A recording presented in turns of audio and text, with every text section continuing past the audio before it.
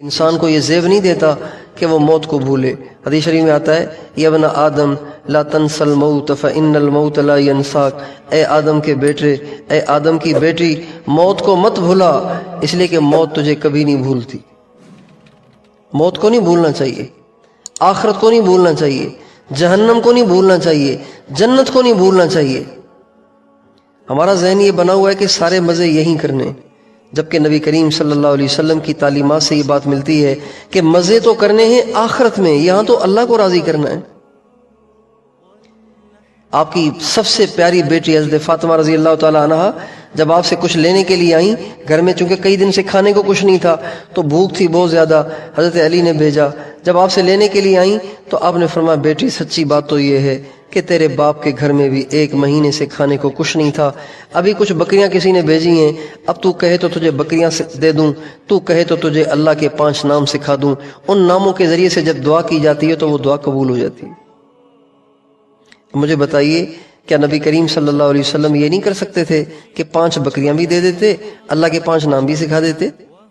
لیکن نہیں، ہمارے نبی یہ بات دل میں اتارنا چاہتے ہیں کہ مزے تو آخرت میں کرنے، یہاں تو گزارا کرنا ہے۔ یہ زندگی تو بھوک فاقے کے ساتھ بھی گزر جاتی ہے اور یہ زندگی عیاشیوں کے ساتھ بھی گزر جاتی ہے، لیکن اللہ راضی ہو جائے، جہنم کی آگ سے بچاؤ کا سامان ہمارے پاس موجود ہو تو بس پھر مزے ہیں۔ تو اس لیے آپ ساری بہنوں سے سب سے پہلی درخواست تو یہ ہے کہ دنیا کی طرف توجہ کم کریں، آخرت کی طرف اپنی توجہ کو بڑھائیں۔ ہر وقت موت کو سامنے رکھیں، مرنا ہے، بار بار اپنے آپ سے کہیں ارے تو نے مرنا ہے، مرنا ہے، کیا بنے گا؟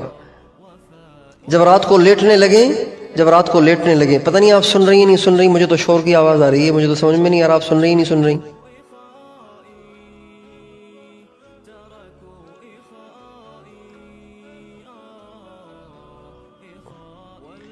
جب رات کو بستر پہ لیٹنے لگو تو لیٹتے وقت یہ تصور کرو میں اپنے گھر کی چارپائی پہ نہیں، میں اپنی قبر میں لیٹی ہوئی ہوں، میں مر چکی ہوں، میں نہیں، یہ میری لاش پڑی ہوئی ہے۔ اور چونکہ رات کو سونے سے پہلے ہم بتیاں بجھا دیتے ہیں نا، اندھیرا کر دیتے ہیں، تو یہ سوچو کہ ہائے یہ اندھیرا اتنا وحشتناک ہے، قبر کا اندھیرا کتنا وحشتناک ہوگا، یہ اندھیرا اتنا خوفناک ہے، مرنے کے بعد قبر کا اندھیرا